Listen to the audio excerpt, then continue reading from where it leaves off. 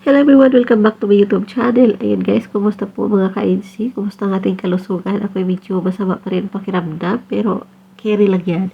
Ayan, Papa Ino or Kalingap Ino, nagsalita na sa kanyang kasikatan. Stress nga ba siya na naging sikat siya? So guys, panoorin natin ang video ito. Stress.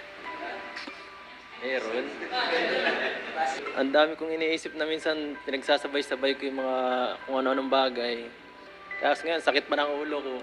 Minsan di ako makatulog ng mga sa gabi. Isa yun sa stress. Ang hirap nung sobra palang sikat. Na gano'n na. Oo nga.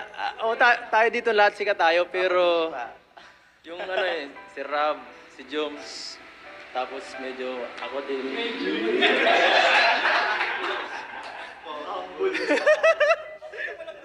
Okay lang.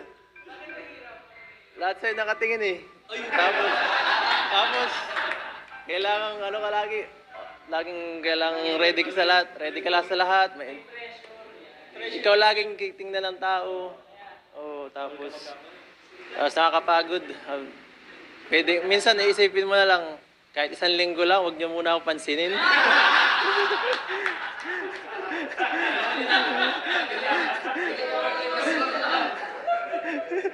Tapos si Jobs, parang di na natutulog.